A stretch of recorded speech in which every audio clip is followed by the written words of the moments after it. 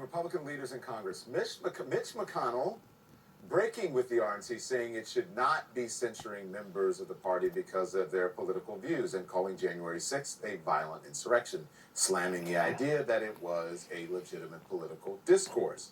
And then there is the House GOP leader, Kevin McCarthy, defending the RNC's action. So let's bring in now CNN's senior commentator, that is John Kasich, the former Republican congressman who was also governor of Ohio. John, thanks for joining us. I appreciate it. I want to start with Kevin McCarthy.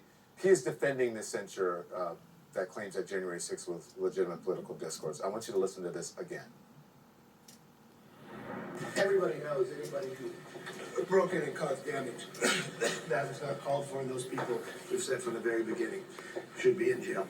What they were talking about is the 6 RNC members who January 6th has subpoenaed, who weren't even here, who were in Florida that day. So you're supporting that resolution? The resolution was not about the 6 lawmakers. That is just nonsense. Why can't he just say that it wasn't legitimate political discourse? Well, Don, the reason why he's doing that is he's trying to become speaker. So he's kind of playing all these games about, well, if I make these people angry, then maybe I won't get it, and I need to satisfy this other crowd. I mean, it's like you're like a whirling dervish. You know, you've got no guide, you've got nothing, no compass that can tell you how to be.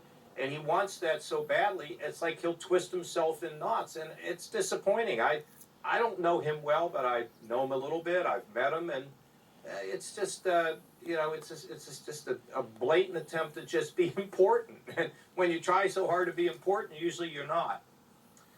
In the case of McConnell, though, at least he said the truth out loud, that it was a violent insurrection to prevent the legitimate peaceful transfer of power. Listen, I don't know what he's going to say tomorrow. He could say something completely different. But at this point, are these real cracks in the GOP or not? Don, I think you and I have been talking about it, and I said the cracks were coming. You know, I think Trump in some ways is like he's like the big bad wolf. You know, he huffs and he puffs, and he never blows anybody's house down, really. I mean, I know he can affect races, but you're going to see him lose some other races where he has endorsements. It's going to come. But think about what McConnell did today. I mean, I think McConnell's been brewing for a long time to basically tell Trump to take a hike, and to call it a violent insurrection, which, of course, exactly what it was wonderful. And you and I have talked about Mitch, and we don't always agree with what he does. I sometimes can be critical, but I tell you at this time, give him an A+ for what he said. And the idea that they condemned these 2 people, right? The RNC, the RNC is like becoming like a joke. You know, it's not to be taken too seriously, Don. And some of these state parties, these are just Trump hangers-on. But over time, I think more and more of them will stand up, and it'll start to clear. I really believe that. Well, you did say that you believe that people were moving away from Trump, and I wasn't so sure. I said we shall see.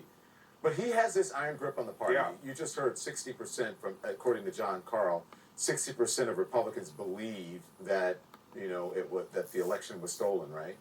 So, but Trump is focused on his defeat, right? Is he going to drag down the rest of the party in the upcoming election? Don, I think the House is going to go Republican. But fundamentally, and the basic reason is because of gerrymandering. They get to draw the lines. The Republican members of the legislature, they draw the lines. We tried to eliminate that kind of partisan gerrymandering when I was in, and now the Supreme Court in Ohio threw out the last map. But the gerrymandering pretty well ensures that Republicans are going to be in the majority. Then the question gets to be, what are they going to do? First of all, it's going to force Joe Biden to work more with Republicans. But I don't know if House Republicans will say, no matter what you do, we're just not going to go along with you.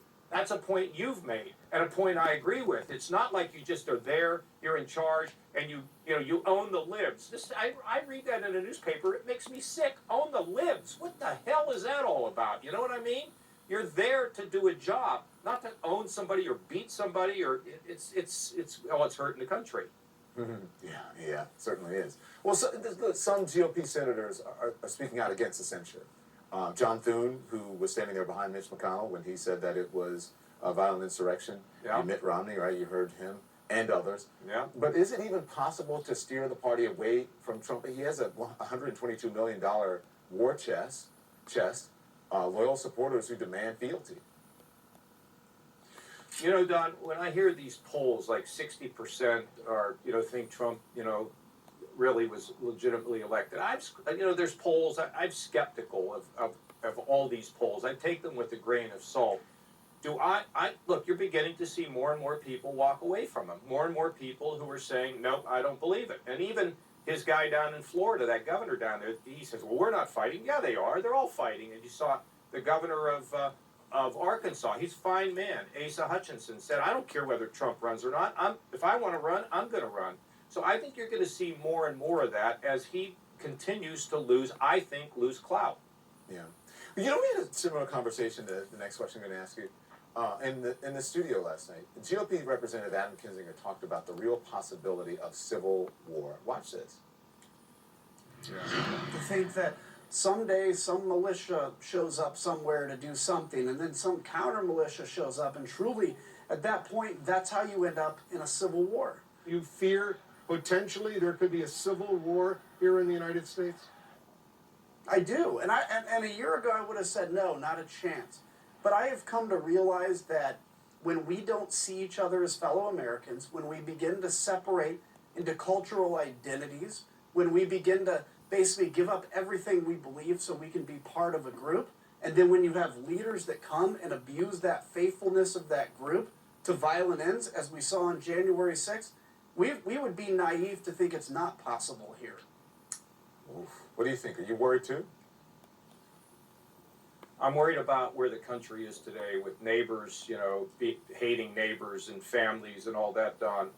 I don't want to go there. I've actually talked about that to some of my friends about my concern about the possibility of sporadic or more widespread violence.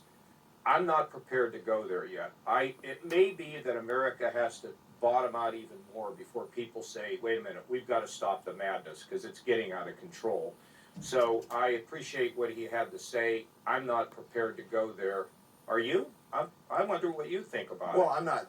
I'm worried that of the possibility. I'm out there. Yeah. I see the hatred. Look.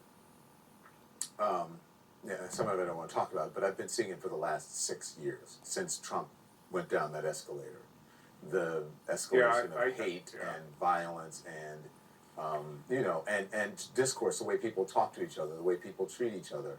And so, am I worried that it could happen? Yes. Am I sure if it's going to happen? I don't know, but I do worry. Remember, we talked about this last time. There's those on the left that want to wipe out most of the values that we were raised with. There's those on the right that want no change at all. And there's us in the middle who believe we need to evolve in this society.